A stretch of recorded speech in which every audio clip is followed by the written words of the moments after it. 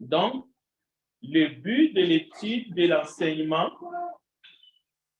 parce qu'une des missions que l'Église a reçues du Seigneur, c'est de former, d'édifier, mais de former, de préparer des serviteurs et des servantes. C'est vraiment la mission. C'est pour cela que le corps du Christ,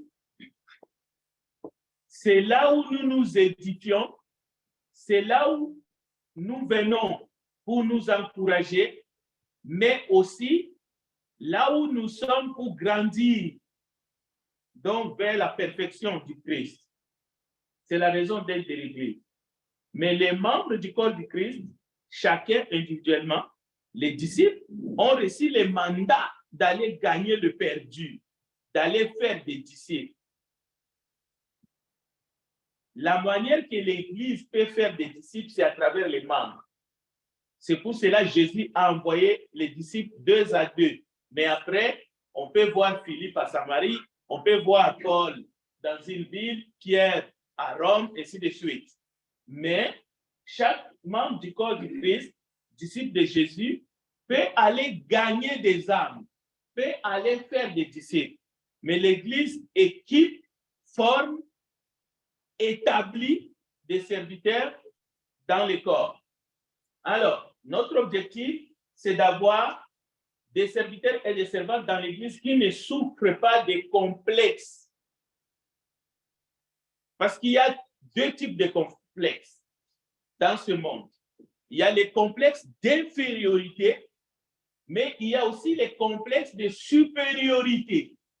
On peut souffrir de l'un comme de l'autre, ou on peut souffrir de 2 à la fois. Parce que le monde nous intimide. Même dans la mission que Christ nous a confiée, le monde veut nous intimider. Comme si nous ne sommes pas assez équipés ou bien nous ne sommes pas assez qualifiés. Alors, c'est ça le but de notre enseignement. Il ne faut pas souffrir des complexes. Mais il ne suffit pas seulement de ne pas souffrir des complexes, mais il faut servir dans l'humilité. Sinon, notre service ne vaut rien du tout. Que ce soit en tant que corps, en tant qu'assemblée, que ce soit en tant que membre du corps du Christ, individuellement. Votre service sera nul si vous ne le faites pas avec humilité. Alors, il faut éviter, par exemple, des titres spirituels. Parce que ces titres n'est pas selon la doctrine de Jésus-Christ. Ce sont des choses qu'on a ajoutées. Ou bien on a mal utilisé des termes bibliques qui sont des dons, mais on a utilisé ça comme étant des titres. On en a fait des titres, comme des grades. Donc, si on est dans la doctrine, on ne doit pas suivre ces choses. On ne doit pas accepter. Donc, le but de cet enseignement, comme je l'ai mentionné dans mes textes, ce n'est pas une chasse aux sorcières. Non, nous gardons nos limites. Mais nous n'avons pas honte de condamner les rêves, de condamner la fausse doctrine et les œuvres des ténèbres. Et d'ailleurs, la parole nous demande de les faire sans compromis. C'est seulement de cette façon que nous pouvons préparer le relève. C'est comme ça que nous pouvons préparer des hommes, des serviteurs et des servantes dignes, qui seront sans complexe, mais qui seront fondés sur Christ. Bien, notre objectif n'est pas de vivre dans l'hypocrisie, parce qu'il y a une hypocrisie qui est dans le monde. C'est-à-dire, on prêche quelque chose, mais on le fait soi-même. Je vais vous donner des exemples. C'est ce que nous pouvons aller voir dans Éphésiens chapitre 5, versets 11 à 16. Il y a des choses que la parole de Dieu condamne, comme étant les œuvres des ténèbres. Je viens de vous donner quelques exemples. Il serait hypocrite que les enfants de lumière fassent ces choses en même temps. Nous allons voir quelques exemples. Le but de notre enseignement, c'est d'apprendre le Christ dans la vérité.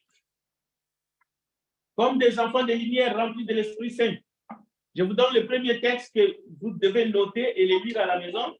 C'est Éphésiens chapitre 5, versets 17 à 24.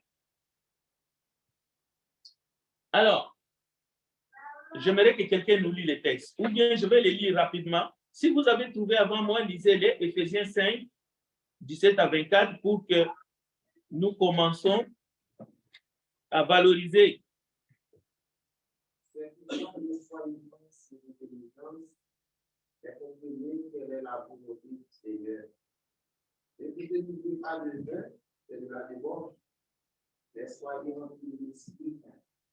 Empêchez-vous des psaumes, des livres, des cantiques spirituels, chantez et expliquez le Seigneur de tout votre cœur. Rendez grâce pour tout à Dieu le Père au nom de notre Seigneur Jésus-Christ. Mettez-vous les uns aux autres dans la crainte de Christ. Amen.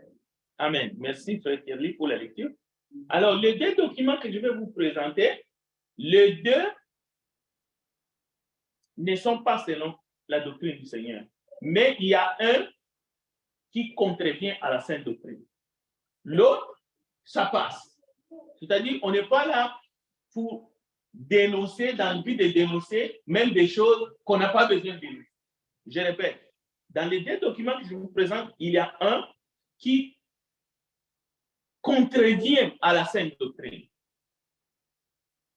L'autre, c'est seulement un non-sens. Mais ça peut passer, c'est-à-dire qu'on peut les donner à quelqu'un. Alors, rapidement, regardez ces documents. Sur ces documents, vous allez remarquer, ça commence par République. Je n'ai pas voulu montrer l'origine de ces documents parce que mon but, ce n'est pas de diffamer. Non, j'essaie d'enseigner la vérité. J'enseigne la vérité. Je forme des hommes et des femmes capables de défendre la sainte doctrine à tout point de vue. Alors, République 2, vous voyez dans la petite, c'est écrit Union, discipline, travail. Ça, c'est la devise d'un pays. Donc, ceux qui sont allés à l'école, ils savent que ça, c'est un document scolaire qu'on remet à une personne qui a gradué. C'est un diplôme, c'est marqué diplôme de fin de formation. Alors, il y a le nom de l'étudiant, sa date de naissance, et cet étudiant a suivi au cours de l'année scolaire 2004-2006 la formation biblique de 2 ans. 2 ans. Du dit établissement. Et il a été jugé, je lis les documents, digne d'obtenir ce diplôme en qualité de prédicateur et évangéliste. Donc, il y a déjà un problème ici. Parce qu'évangéliste, c'est un don. On ne peut pas l'obtenir d'une école. Les textes sont flagrants. Écoutez, en foi de quoi nous lui délivrons le présent diplôme pour servir et valoir ce qu'est des droits. Cette phrase veut dire, ce diplôme, c'est pour que les autorités militaires, civiles et toute personne protègent cette personne-là. C'est ça que ça veut dire. Mais il y a aussi d'autres droits qui viennent avec. Dépendant du pays où ce document est délivré. Alors, et c'est écrit ministère de culte. Ce ministère de culte, c'est une institution du pays. Ce n'est pas l'école. C'est une institution du pays. C'est comme chez nous ici, on peut dire le bureau des directeurs des entreprises. Là où toutes les entreprises sont enregistrées. Ce qui a fait des dons, ou celui qui a fait des dons à l'Église, selon Éphésiens 4, c'est le Seigneur Jésus-Christ. C'est l'Esprit de Dieu. C'est lui qui est monté, c'est celui qui est descendu. Par son esprit, il a distribué, il a fait des dons à l'Église. Il a donné aux uns comme apôtres, aux autres comme prophètes, aux autres comme évangélistes, aux autres comme pasteurs, ainsi de suite. Donc, nous sommes en face d'un faux usage des faux, mais comme je vous ai dit, ça contrevient à la sainte doctrine. Ça embrouille la personne qui a reçu ces documents. Et ce jeune homme qui a reçu ces documents, qui est né à 82, donc il n'avait qu'une vingtaine d'années lorsqu'il a reçu ces titres. Une vingtaine d'années. Pour les parents qui ont des enfants qui sont dans la vingtaine, ils savent. Ce sont des adultes, d'accord. Mais ils savent que c'est encore des enfants. Cela veut dire, ces titres-là peuvent faire que cet enfant, son horizon peut s'arrêter. Je suis maintenant prédicateur, je suis maintenant évangéliste. Il ne pourra même pas peut-être avoir les goûts et l'envie de continuer, par exemple, ses études pour essayer de devenir un licencié ou ainsi de suite. Parce que là, il a sa job, là. Il faut qu'il trouve une église, soit qu'il commence une église pour lui. Et 2 ans seulement, il est sanctionné avec quelle expérience? Avec quelle expérience? Bon, le problème ici, ce n'est pas la formation. Le problème ici, c'est le système de formation qui est mis en place, mais qui est pourri. Et pourquoi ce système est pourri? C'est parce que ce système ne respecte pas la sainte doctrine. Le problème, ce n'est pas la formation. La formation, tu peux les donner même à c'est-à-dire un enseignant, deux étudiants, ça peut se donner à 10, à 15, donc le problème n'est pas. Mais le problème, c'est la doctrine qui est piétinée. Autre détail.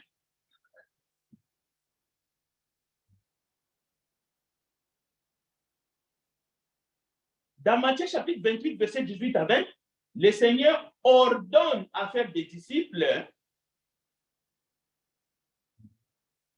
à chaque membre d'aller de faire des disciples jusqu'aux extrémités de la terre, comme vous êtes là. Cette ordonnance vous concerne, mais il n'y a aucune mention de remise de diplôme. C'est-à-dire, si vous faites des disciples, si vous faites de quelqu'un des disciples, quelqu'un devient enfant de Dieu, vous avez gagné une âme, vous n'avez pas besoin de lui remettre un diplôme, par exemple. Donc, le Seigneur ne fait pas mention. Alors, bien entendu, quelqu'un dira, mais nous, en tant que les églises du Christ, nous sommes enregistrés au bureau du directeur, enregistrés des entreprises. Bon, nous sommes enregistrés comme une entreprise.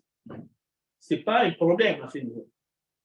Mais ce n'est pas parce que nous sommes enregistrés comme une entreprise que nous devons faire des choses qui sont contraires à la doctrine. Non. Ceci doit être clair et net. D'ailleurs, nous ne sommes pas mal enregistrés par rapport à la doctrine. Il n'y a pas un texte de la Bible que nous avons enfreint.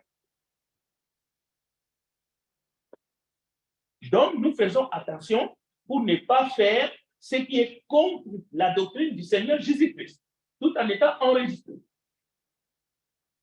tout en étant conforme aux lois du pays. Mais ici, le problème, c'est que ceux qui ont donné ces diplômes, ces titres, ne sont pas mandatés. Le Seigneur a confié cette charge à l'Église, corps du Christ. Et même ce n'est pas l'Église qui donne des diplômes ou qui décide qui a tel don. Non, non, non. Lui-même, il fait des dons. Nous verrons que l'Église, étant la colonne et l'appui de la vérité, constate. L'Église établit. L'Église reconnaît ce que le Seigneur a mis en vous. Mais l'Église forme. L'Église enseigne. L'Église prêche la parole. L'Église édifie. Alors, voici le deuxième document que j'ai dit. C'est un document. Il n'y a rien à dénoncer ici. Il n'y a rien à dénoncer. Ça passe. C'est un non-sens, disons. Ça peut être une feuille qui peut encourager quelqu'un qui a pris quelques cours de correspondance. Il n'y a rien. Il n'y a pas un titre, un don qu'on a donné. On dit seulement que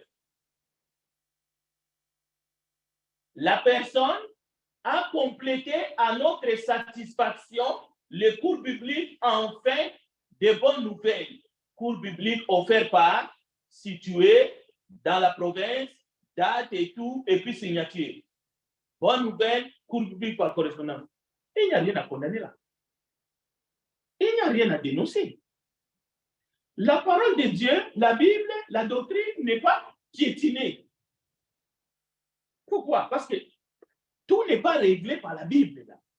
On n'est pas en train de dire, si vous voulez faire le vélo, il faut regarder un verset dans la Bible. Non, non, non. Cette personne peut donner des cours bibliques par correspondance, comme notre sœur Evangeline a fait pendant des années, et puis délivrer un certificat d'honneur. Tant que la personne qui reçoit ne s'enorgueillit pas, ne traite pas les autres de pseudo parce que lui, il a reçu ça.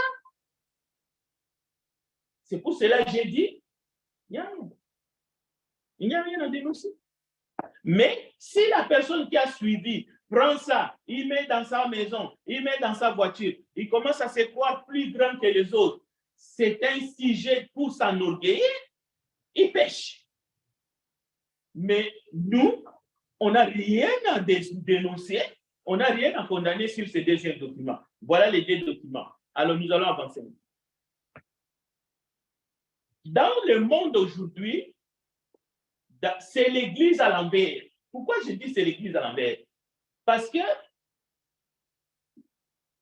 on dit, et j'aimerais dire ça sous réserve, l'Église locale n'enseigne pas suffisamment la Bible comme il se doit, donc les écoles ou les collèges bibliques sont devenus un lieu où les gens peuvent aller apprendre la Bible en profondeur. Je dis bien, moi, je n'affirme rien. C'est ce qu'on dit. C'est pour cela, moi, je le dis sous réserve. Dans ce sens-là, les écoles ont repris la tâche d'enseigner en profondeur la doctrine biblique. Comme ça décharge l'Église dans sa mission qui lui a été confiée. Maintenant, que devient les groupes religieux? C'est des endroits un peu dépourvus de des enseignements de base, des enseignements spirituels profonds. Au fait, les assemblées locales deviennent des coquilles vides. Ce sont des endroits festifs où les gens viennent, ils dansent, ils sautent, ils transpirent, ils mangent quelque chose et ils s'en vont. Les enseignements solides n'existent plus. Au fait, ce sont des endroits de fête, c'est des bars. Mais par contre, il faut aller dans les collèges, c'est là où tu vas apprendre la parole de Dieu avec profondeur. C'est une insulte à l'Esprit Saint. Mais c'est ça la réalité. Mais là, on va lire un deuxième texte. Qui sera jugé ou qui seront jugés si l'assemblée locale ne délivre pas des enseignements profonds capables d'équiper, d'édifier, d'amener à la perfection? Qui sera ou qui seront jugés? Les écoles bibliques ou bien les membres, les dirigeants des églises locales? Vous allez voir la supercherie. Alors, cherchez Actes chapitre 20. Actes chapitre 20. Nous allons voir l'Esprit s'adresse à qui, mais on va juste lire le verset 27 peut-être à 28. Actes chapitre 20. Si vous avez trouvé, lisez le verset 27 à 28.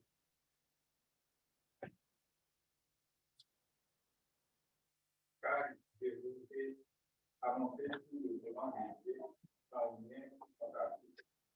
Faites donc bien attention à vous-même et à tous les troupeaux dont les Saint-Esprit vous a confiés avec le sacrifice. Et point de l'église des pieds, qui fait à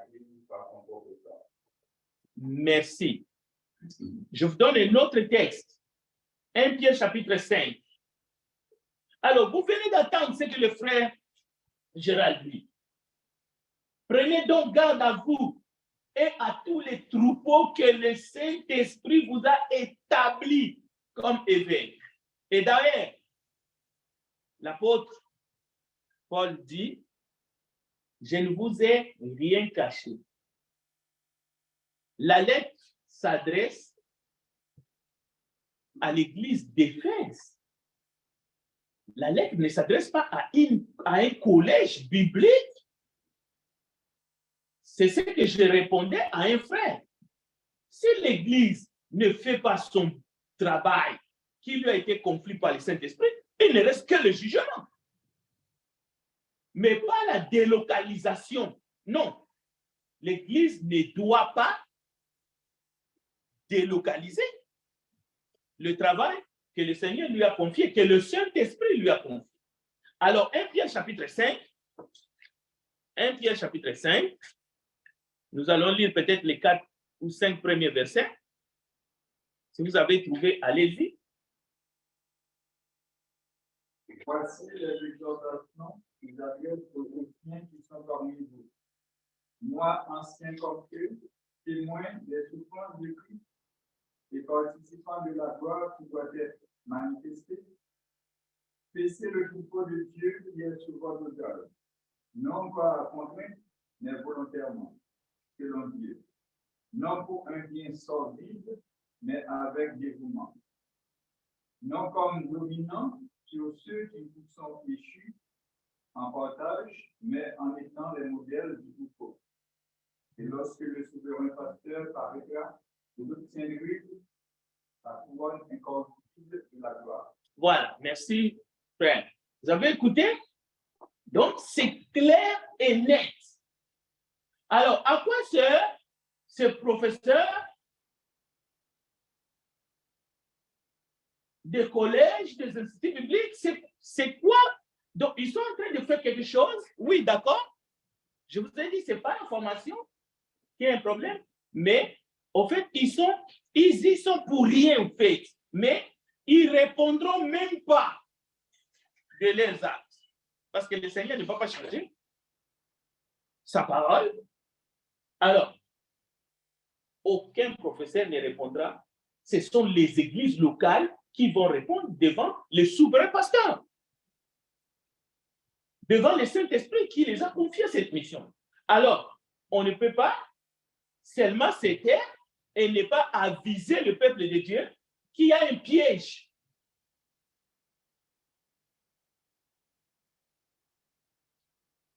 Qu'il ne faut pas tomber. Paul dira à Timothée, étudie-toi de te rendre approuvé à Dieu, ouvrier, sans reproche, enseignant. Écoutez bien, qui était Timothée? C'était un des responsables dans une église qui était chargé d'établir les serviteurs, les évêques, les anciens. Enseignant purement la parole de la vérité. Je vous donne la référence de Timothée chapitre 2, verset 13 à 14. Alors, maintenant, dans la première lettre à Timothée, que l'apôtre envoie à Timothée dans l'exercice de son ministère dans le corps du Christ, c'est intéressant de découvrir ceci. Il reçoit les instructions comment est-ce qu'il faut établir, 1, le diacre, 2, les évêques, les femmes, comment est-ce que les femmes doivent se comporter dans l'assemblée, et le 4e,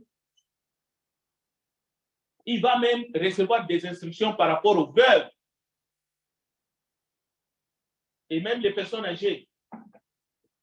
Maintenant, question, comment Paul a fait la connaissance de Timothée? Ça peut nous aider. Savez-vous comment Timothée est devenu collaborateur de Paul? Comment ça s'est fait? Bon. L'apôtre À l'époque, il n'y avait pas de réseaux sociaux. Il n'a pas mis une annonce dans les réseaux sociaux parce qu'il n'y en avait pas. Peut-être s'il y en avait, on pouvait dire peut-être qu'il aurait mis une annonce. Mais les Écritures nous montrent un peu comment ça s'est passé.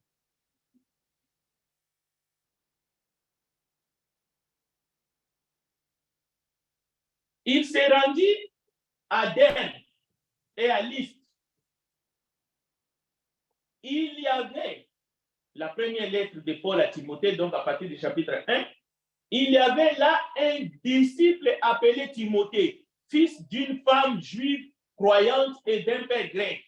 Les frères de Lystre et d'Iconium rendaient un bon témoignage de lui. Paul voulut l'amener avec lui.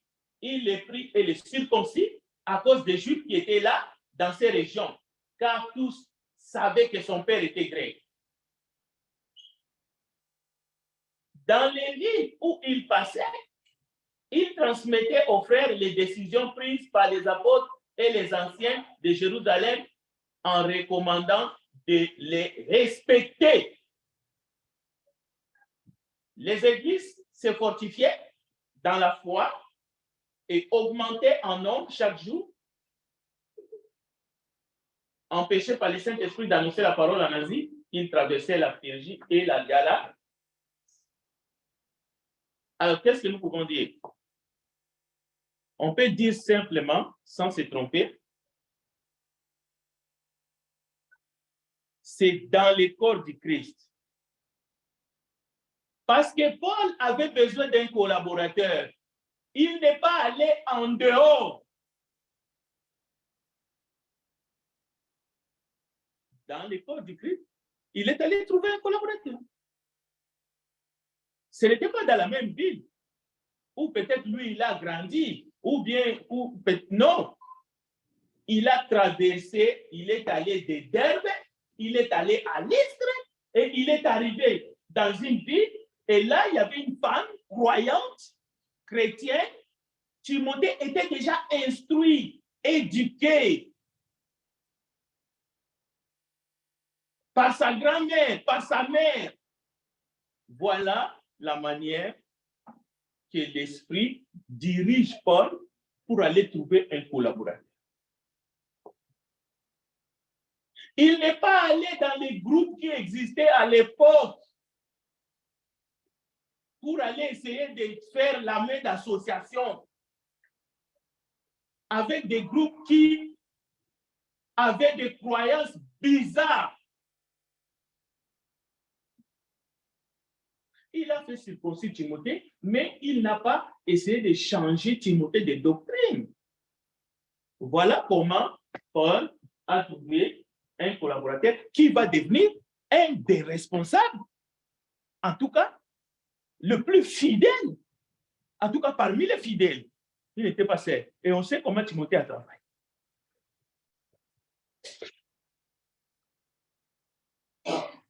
Alors, nous arrivons maintenant à l'étape où Timothée reçoit la lettre de Paul dans 1 Timothée chapitre 3 pour établir des serviteurs dans l'Église. Écoutez, cette parole est certaine. Si quelqu'un aspire à la charge d'évêque, il désire une œuvre excellente. Vous pouvez le lire à la maison. Donc, le message est là. Il est question, même les femmes, les diacres, tous sont cités. Et puis, les évêques, c'est des anciens, c'est des pasteurs, au fait. Vous voyez, les critères, on peut appeler ça aussi les qualités. Donc, Timothée sait ce qu'il doit faire. Maintenant, nous allons aller voir deux textes. Rapidement, chercher 1 Corinthiens chapitre 14 pour qu'on progresse un peu. Un autre cherche 1 Corinthiens 12. Alors, on va lire le verset 29 à 32 dans 1 Corinthiens 14. Et dans 1 Corinthiens 12, on va lire le verset 4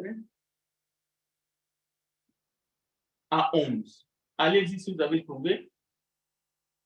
Prêtez bien l'oreille nous allons tirer des enseignements là-dedans.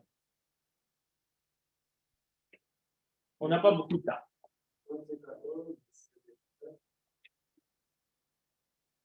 Le prophète, Dieu ne voit pas que les autres vivent. Et notre assistant a-t-il une révélation que vous pourriez citer? Car vous pouvez tous prophétiser successivement afin que tout soit instruit et que tout soit exhorté. Les esprits des prophètes sont soumis aux prophètes. 1 Corinthiens 12, 4 à 11.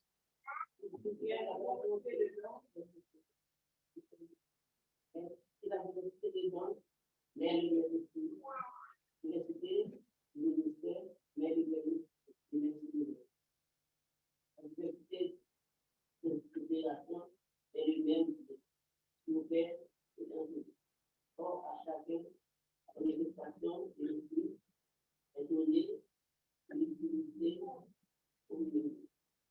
En effet, à l'un, est donné l'esprit, une parole de sagesse, à un autre, une parole de connaissance, à un autre, la foi, à l'esprit, à un autre, les dons de guérison par l'esprit.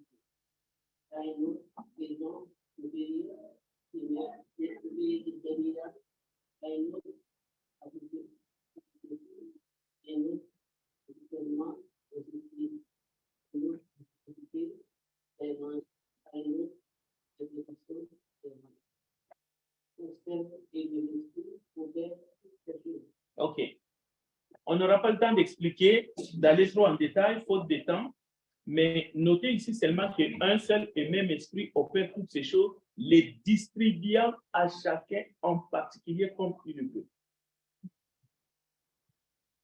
C'est l'esprit qui distribue, c'est l'esprit qui donne. Les deux documents que je vous ai présentés sont des faux documents. Donc, ne soyez pas complexés.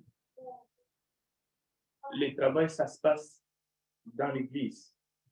L'Église a reçu mandat de faire ce travail-là et de ne même pas distribuer des diplômes. Pas de complexe d'infériorité, mais pas de complexe de supériorité non plus. Ça ne passe pas. Maintenant, dans 1 Corinthiens chapitre 14, c'est comment est-ce que ça devrait se passer lorsque nous nous assemblons. Parce que le texte de 1 Corinthiens 14, il ne faut pas que vous vous embrouillez parce qu'il y a des dons ici qui ne sont plus opérationnels. Parce que nous ne sommes plus au 1er siècle, il y a de ces dons-là qui sont éteints. C'était des dons pour l'établissement pour confirmer la parole. Mais le travail que le prophète faisait, le prédicateur le fait aujourd'hui. Seulement, il ne le fait pas de la même façon que le prophète le faisait. Parce que le prédicateur a les livres, a les Écritures. C'est-à-dire, le prédicateur ne doit pas prêcher en dehors des Écritures. Mais les prophètes, au 1er siècle, n'avaient pas les Écritures, donc c'est l'Esprit de Dieu qui les utilisait. C'est pour cela que quelqu'un ne peut pas venir aujourd'hui nous dire quelque chose qui est en dehors des Écritures, on ne va pas les suivre. Alors, dans 1 Corinthiens 12, tel que vous voyez, Dieu a établi dans l'Église, premièrement des apôtres, secondement des prophètes, troisièmement des docteurs, et ensuite ceux qui ont, ainsi de suite. Tous sont-ils prophètes? Et Éphésiens 4 est tellement clair. C'est-à-dire le rôle de l'Église est indiscutable. Et les responsables dans l'Église vont répondre devant Dieu de leurs actes s'ils ne font pas bien le travail. Donc, il n'y a pas de confusion là-dessus. Donc, alors, j'ai reçu peut-être plusieurs d'entre vous ce texte aussi qui nous a été envoyé. Ça reflète l'idée de ce que nous pouvons aller voir dans les Écritures. On peut trouver des textes bibliques pour mettre le ciel est mon objectif. On peut trouver un verset. L'Église, c'est mon université. Oui, c'est vrai. C'est on peut trouver des versets, on vient de voir plusieurs versets. C'est là où se trouvent des dons. Les dons ont été donnés à l'Église pour l'utilité commune. Alors, Jésus-Christ est mon unique et seul directeur. Matthieu 23. N'appelez personne maître, n'appelez personne directeur. Le Saint-Esprit est mon professeur. Il est venu enseigner. Si vous avez des doutes que le Saint-Esprit n'enseigne pas, il n'est pas venu enseigner, il ne convainc pas. Le Saint-Esprit, au fait, il ne fait rien, c'est un bon à rien. Vous allez commettre le péché contre le Saint-Esprit. Non, le Saint-Esprit, c'est un enseignant titulaire. Non, il n'est pas un adjoint. Donc, on peut continuer. Bon, peut-être les anges sont mes camarades, ça c'est autre chose. Mais la Bible, c'est mon livre d'études. C'est ce que nous sommes en train de faire ce matin. Les épreuves et les tentations sont mes examens. Oui, il faut passer les épreuves, non? Et on a besoin d'aide pour cela. Peut-être moi, j'ajouterai. La prière, c'est mon devoir. Prier sans cesse. Alors, la louange et l'adoration, c'est ma devise. Il faut louer continuellement. Gagner des âmes, c'est ma mission. C'est ta mission comme membre du corps du Christ. Ici, on est pour l'édification. Oui, on peut sortir dehors, aller jeter la ligne, jeter le filet, gagner des âmes. Ici, on est pour l'édification. C'est ici notre université. On n'est pas là pour chanter, pour danser, pour faire des choses frivoles et pas pour être enseigné en profondeur. On doit se donner les moyens d'apprendre. Si on n'a pas assez du temps, on doit trouver du temps. Mais on ne doit pas dire, ah, on n'a pas assez du temps, on passe seulement 1 heure le mercredi, on va passer seulement 1 heure le dimanche, c'est pour ça que je regarde tout le temps la montre. Donc, je vais aller dans un collège, là-bas, je vais le matin à 8 heures, je finis à 20 heures. Bon. Tu reçois ces injonctions-là d'équipe pour tordre la parole de Dieu. Bon, à la limite, tu peux aller à la formation, mais tu reviens avec un diplôme qui te sanctionne évangéliste. C'est la fausse doctrine. C'est la fausse doctrine. À la limite, tu peux étudier la Bible chez toi, par exemple, 24 heures sur 24 heures. Tu prends des vacances, tu vas à la montagne, tu étudies la parole de Dieu, même le Saint-Esprit te pompe. Après, tu sors avec un diplôme. Je suis un licencié. Qui te donne, qui dit que tu es maintenant digne, tu es prédicateur, tu vas diriger les assemblées, tu vas commencer l'assemblée. Non, c'est des bêtises, c'est des mensonges. Ça ne fonctionne pas comme ça à l'Église. L'Église de Jésus-Christ ne peut pas permettre des mensonges. Au fait, les gens sont troublés dans leur tête.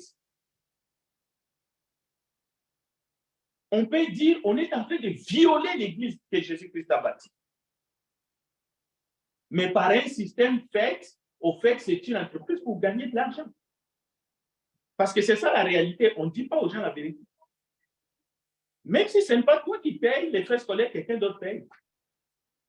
Et ils sont en train de faire leur argent, en fait. C'est comme les écoles privées, comme nous avons ici. Il y en a, les gens font l'argent. Il y a des individus maintenant qui ont des écoles. Ils vont dans des pays, ils font des écoles, mais c'est pour gagner seulement de l'argent. Au nom de Dieu. Oui. Oui, vas-y. Je voulais savoir, on a parlé du mandat de l'Église et du mandat d'enseignant de pontifier la foi des chrétiens, comme on voit le mandat du diacre, etc. dans la Bible, et des anciens. On parle aussi du mandat des femmes qui sont plus âgées, des femmes qui pour bâtir le futur de l'Église. Maintenant, comment est-ce qu'un chrétien doit réagir lorsque le médecin qui n'est pas comme édifié dans une certaine partie de sa vie spirituelle, qui ne reçoit pas cet enseignement qu'on a, ça peut pas s'arrêter. Très bien. C'est une excellente question. D'abord, lorsque les chrétiens ressentent qu'il n'est pas assez nourri dans l'église locale où il est, le premier réflexe, c'est d'abord de prier Dieu, parce que c'est le Seigneur qui a dit, nous le verrons tout à l'heure dans la prédication, que celui qui a soif, que celui qui a faim, c'est lui qui est la source d'eau vive, c'est lui qui est capable de nous remplir.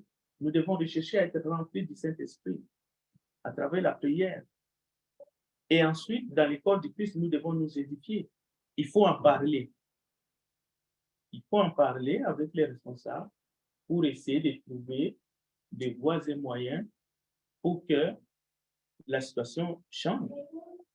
C'est vrai que l'Église, c'est la famille de Dieu. Il ne manque pas dans une famille. Il ne manque pas, par exemple, de problèmes. Peut-être il faut trouver la cause. Et lorsqu'on trouve la cause, c'est comme lorsqu'il y a quelque chose dans notre corps, il faut trouver la cause et essayer de soigner cette cause afin qu'on se porte bien. C'est pour ça que nous sommes membres ici et nous devons prier les uns pour les autres et nous devons chercher à nous édifier les uns justement les uns les autres. Nous édifier les uns les autres. Donc nous devons justement avoir les soucis les uns les autres. Donc c'est ça. Au fait, la réponse est dans la parole de Dieu. Il faut chercher dans ces cas-là, qu'est-ce que la parole me demande de faire? Qu'est-ce que la Bible enseigne dans ces cas-là? Il ne faut pas aller chercher la réponse en dehors de la parole. Voilà la réponse que je peux donner.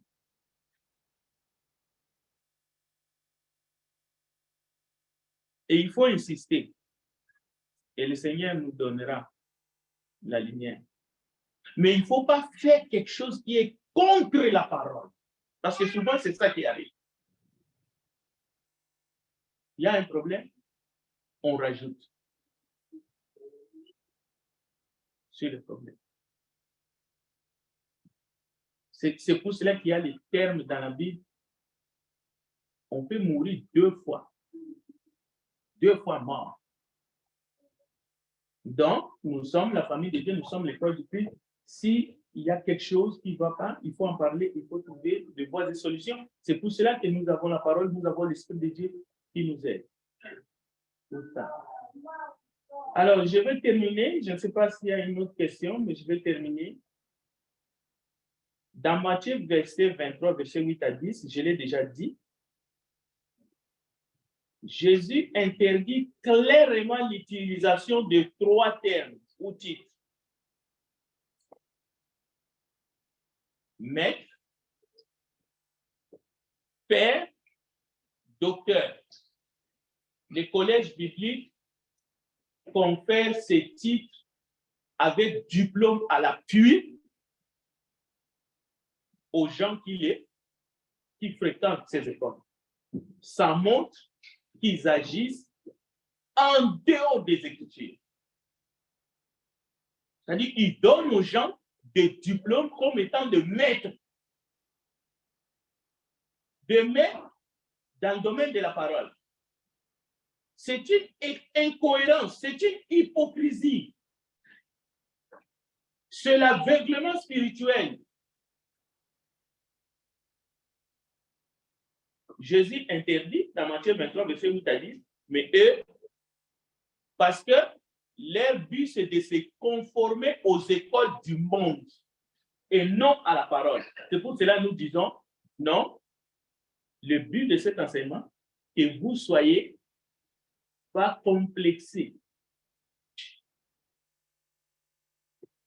Dieu est capable, le Saint-Esprit est capable, lui qui distribue les dons. Si vous êtes sincère, comme Nathanaël, qui a suivi Jésus, et si vous coopérez avec les membres, avec les dirigeants dans l'église locale, vous allez grandir, vous allez être compétent, vous allez servir. Et nous verrons tout à l'heure dans la prédication que Dieu peut se servir même de votre faiblesse. S'il est capable de se servir même de votre faiblesse, alors pourquoi vous devez avoir des doutes pour aller vous confier à des usurpateurs? Oui, Kerly, vas-y. Je vais m'arrêter, il reste 5 minutes. Oui, allez-y. Les gens versets 9 à 10. Quiconque va plus loin ne pourra pas dans la vie n'a pas Dieu. Celui qui demeure dans la routine à l'Éternel et le Christ. Si quelqu'un vient à vous qui n'apporte pas cette doctrine, ne vous recevez pas dans votre maison et ne vous pas salut. Merci. Voilà. Voilà. C'était un très bon texte. Merci, Frère Kevin. Vous avez entendu? Ils vont trop loin. Ils pensent qu'ils ont le droit d'aller trop loin et de nous faire croire qu'ils sont toujours dans la doctrine. Non. Ils usurpent aux églises locales l'enseignement de la doctrine. S'ils faisaient seulement la formation et qu'ils s'arrêtaient là, d'accord. Mais ils vont jusqu'à distribuer des diplômes d'évangélistes, diplômes de pasteurs, diplômes de prophètes, diplômes de docteurs. Non. Ce n'est pas biblique. Ils utilisent les titres qui sont défendus par les seigneurs. Maître. Non. Alors, terminons par la prière. Père Céleste, donne-nous le courage de faire comme Marthe, de faire comme Marie et d'apprendre auprès de toi. Donne-nous la force de comprendre le privilège de l'Église locale parce que nous sommes des membres du corps du Christ et de travailler ensemble pour notre croissance spirituelle. Aide-nous à reconnaître les dons de l'Esprit que nous avons reçus par la grâce et de fructifier cela par ta parole, par la fidélité et par l'obéissance à ta parole, afin que nous soyons des vases utiles dans ta maison, mais aussi dans ta vie et dans ce monde. Car sans toi, nous ne pouvons rien faire. Mais aide-nous à dénoncer l'erreur, à ne pas nous associer au mensonge, à la contrefaçon, mais permet que nous soyons tes enfants obéissants, demeurant dans la sainte doctrine jusqu'au retour de notre Seigneur Jésus-Christ. C'est en son nom que nous avons ainsi prié. Amen. Que Dieu bénisse sa part.